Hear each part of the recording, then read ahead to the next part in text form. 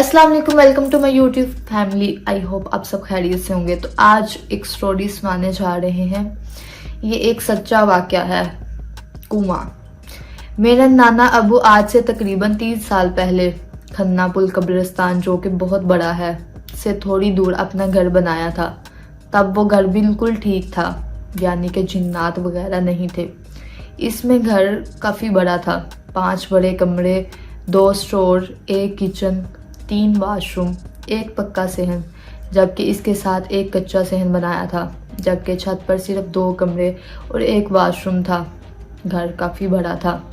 जब घर को बने 4 साल हो गए तो नाना अब्बू ने कच्चे सहन में एक कुआं खुदवाया, लेकिन कुछ अरसा बाद पानी सूख गया। तब नाना अब्बू ने कुआं बंद करवा दिया। लेकिन कुआं बनवाने के बाद से ही घर में जिन्नात की मौजूदगी का एहसास होने लगा। मेरे 3 मामू और 1 खाला हैं। इन सब ने और नाना नानी ने घर में बहुत दफ़ा जिन्नात की मौजूदगी को महसूस किया, लेकिन तब तक किसी को जिन्नात ने डराया या नुकसान नहीं पहुंचाया था। मेरे बड़े मामू की शादी हुई तो मामी ने भी कुछ गैर मामूली चीज़ें महसूस की।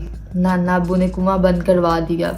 एक दिन मेरी नानी अम्मी ने एक कमरे में आटे की बोरी रखी।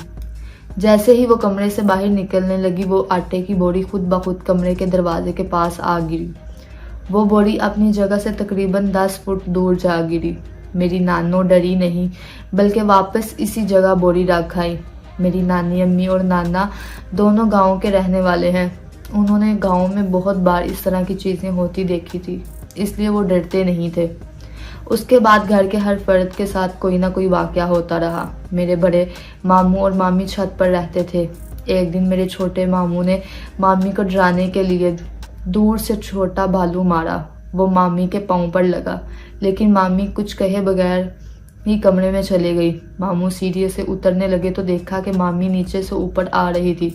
मामू डर गए और मामी को बताया कि अभी वहाँ उन्होंने किसी को भालू मारा था। मामी मामू के साथ कमरे में जाकर देखा तो वहाँ कोई नहीं था, लेकिन वो भालू वहीं पड़ा हुआ था। मामू बताने लगे उस रात वो सो नहीं सके, क्योंकि कोई चीज़ बार बार उनके पाँव पर लगती और वो उठकर देखते तो कोई ना होता। वक्त गुजरता रहा और सब मामू और खाला की शादी हो गई, लेकिन सब के साथ इस तरह के वाक़यात होते रहे। कज़न लोगों ने भी बहुत बार स्टोर के साथ वाले कमरे में किसी औरत को देखा, जिसने एक छोटे बच्चे को उठा रखा होता था। जब वो किसी बड़े को उस जगह लाते तो वहाँ कोई मौजूद नहीं होता, लेकिन वक़्त के साथ साथ जिन्नात को किसी न किसी तरीके से अपनी मौजूदगी का एहसास दिलाते रहे। अब तो सबको यकीन हो गया था। मेरे नाना छत पर सोते थे। गर्मियों में बाहर खुले आसमान के नीचे सोते। इन पर 2-3 दफ़ा किसी चीज़ ने हमला किया। उनकी मच्छरदानी उखाड़ देते। नाना चारपाई की एक तरफ कुल्हाड़ी रखते थे और वो फ़ौरन आयतल कुर्सी पढ़ते और कुल्हाड़ी उठाते, लेकिन हर दफ़ा वो ये देखते कि वो चीज़ साए की सूरत में होती थी और वो चीज़ फ़ौरन घर के पीछे बाग में छलांग मार देती। नानी किसी औरत के कहने पर एक खातून के पास गई। उन्होंने कहा कि वो जिन्नात इस बंद कुएं में रहते हैं और आपको इसलिए तंग करते हैं कि आप वो घर छोड़कर चले जाएं।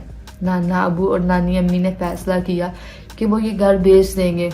जब घर बेचने की बात सबको बता दी तो उसके बाद रात को साफ नज़र आता कि छत पर बने कमरे में कोई बैठा होता, और इस बात की तस्दीक साथ मौजूद घर वालों ने भी की।